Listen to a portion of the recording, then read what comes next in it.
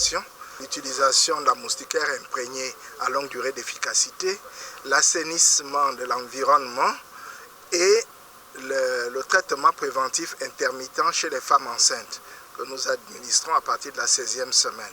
Voilà en ce qui concerne la prévention.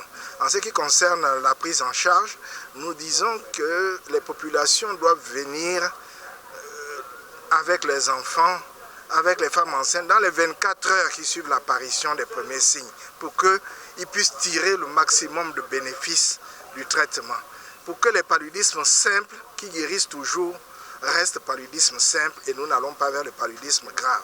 Et la stratégie thérapeutique, c'est d'utiliser les combinaisons thérapeutiques à base d'artémisinine, qui sont les médicaments que nous recommandons aujourd'hui pour la prise en charge du paludisme simple. Mais utiliser ces médicaments qu'après avoir fait la preuve qu'il s'agit réellement d'un palu, grâce au test diagnostic rapide ou grâce à la goutte épaisse. Mais en ce qui concerne le paludisme grave, vous allez voir que nous utilisons de moins en moins la quinine. Aujourd'hui, c'est remplacé par l'artesunate injectable, qui améliore de manière significative la survie des malades qui ont des paludismes graves. L'artesunate injectable, elle est beaucoup plus efficace que la quinine. Dans beaucoup de cas, le tradipraticien est en première ligne dans le contact avec les malades. Ce que nous voulons, c'est que le tradipraticien propose déjà soit capacité pour reconnaître les signes du paludisme. Apprenne même à utiliser les tests de diagnostic rapide. Parce que quand il utilise les plantes devant une fièvre, les causes des fièvres sont multiples. Mais comment savoir que telle feuille qui baisse la fièvre est efficace sur le paludisme? Le paracétamol est un médicament.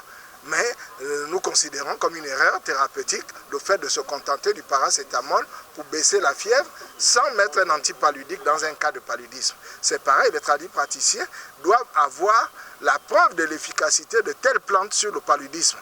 Parce qu'il y a des plantes qui vont agir sur la grippe, il y a des plantes qui ont des fonctionnements comme des antibiotiques, mais à partir de là, à eux de faire le point. Nous l'avons fait en matière de VIH-Sida où nous travaillons à l'époque.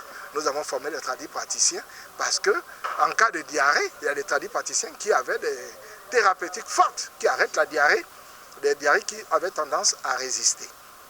Alors que le sida, ce n'est pas seulement la diarrhée. Aujourd'hui, beaucoup de tradipraticiens ont compris qu'il y a la différence entre certaines infections opportunistes et le VIH-Sida. D'où ils ont appris aujourd'hui à demander à des malades d'aller faire d'abord le test du sida. Nous avons commencé par beaucoup de renforcement de capacités. Nous renforçons les capacités des ONG, des personnels de santé, des infirmeries au sein des entreprises, des personnels infirmiers au sein des entreprises, au sein des établissements scolaires, pour qu'ils soient aussi, en plus du fait de prendre en charge correctement le paludisme, mais ils sont des relais de l'information aussi qu'ils doivent porter au sein des communautés. Nous allons faire le lancement formel le 27 avril à la faculté à l'Université des sciences de la santé, puisque cette année, nous devons innover, innover pour sauver des vies. Et cette innovation passe aussi beaucoup par la recherche. Et là-bas aussi, il y aura la réunion scientifique. Et nous avons eu beaucoup de partenaires cette année. Nous avons une grande caravane médicale à Bitam, qui va avoir lieu du 21 au 22 au 23, je crois.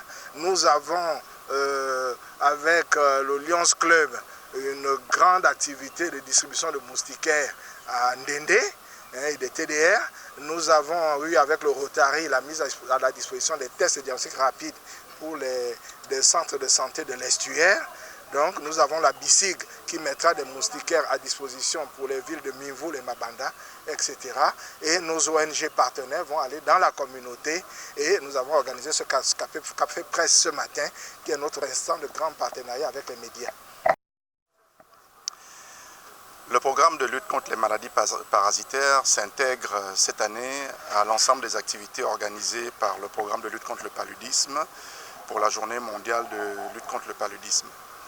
Et nous nous associons à ce programme essentiellement dans la distribution de masse des médicaments antiparasitaires aux enfants de la tranche d'âge de 5 à 14 ans. C'est une activité importante puisque autant le paludisme touche les enfants en bas âge, autant ces vers intestinaux font des ravages au sein de nos populations, essentiellement dans l'arrière-pays.